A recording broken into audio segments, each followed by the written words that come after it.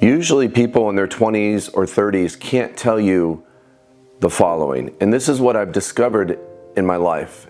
And it's not usually until we reach midlife that we ask ourselves, is my product or service solving problems? Is my business solving someone's problem? And you'd ask, well, Glenn, why would you ask such a question?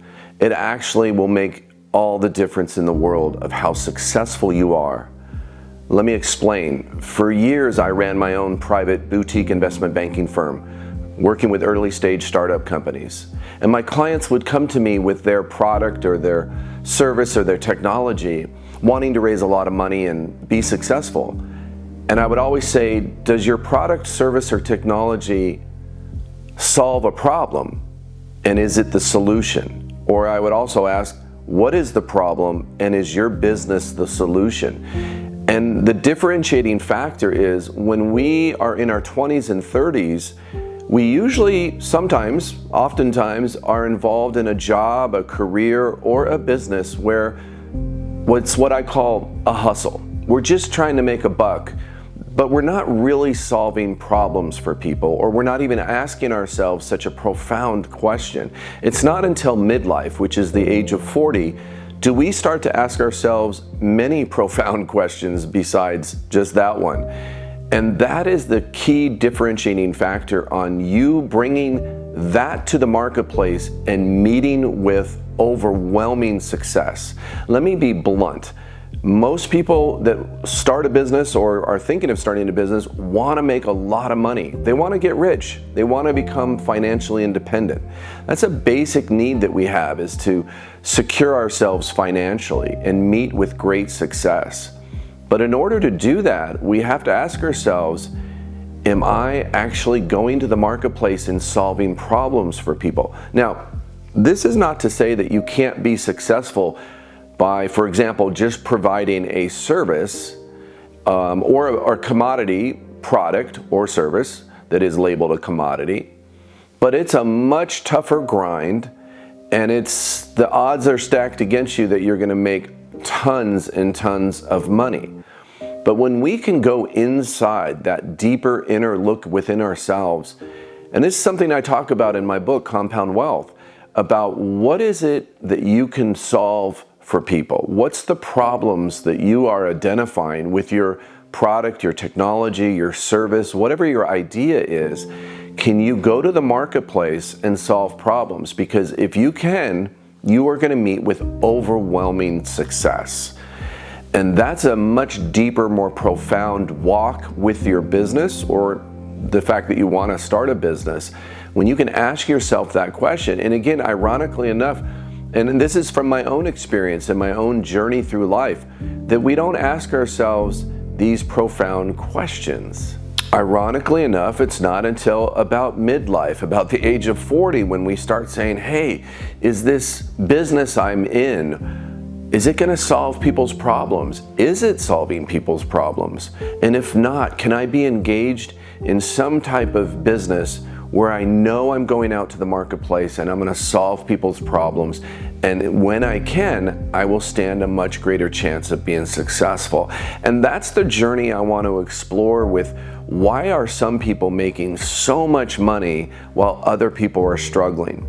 Now, the first step is we want to start a business. We know that. And I talk extensively in Compound Wealth, my book, about how to start a business. I started my first company the day I turned 18. I walked into Bank of America and opened up my first business checking account. And I started my first of several businesses throughout my lifetime.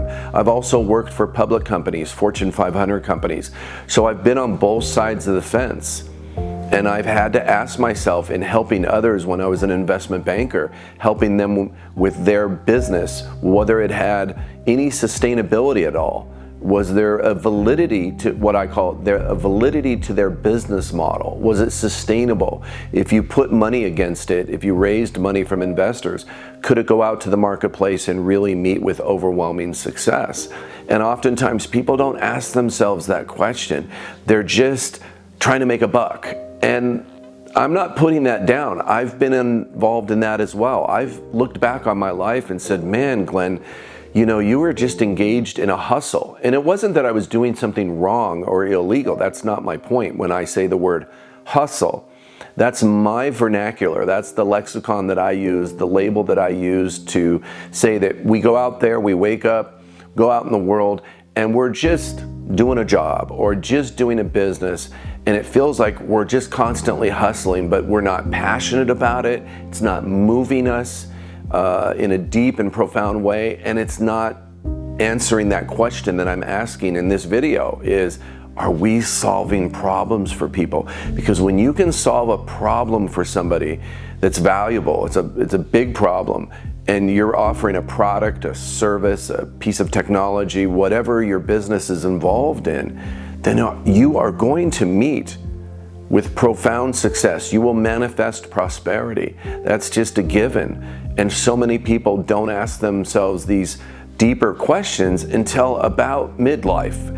It's ironic how we get into our 40s and all kinds of things start changing in our lives. We're so much different than who we were in our 20s and in our 30s. And that's okay. That's part of our growth as a human being, as men and women. It's okay to evolve.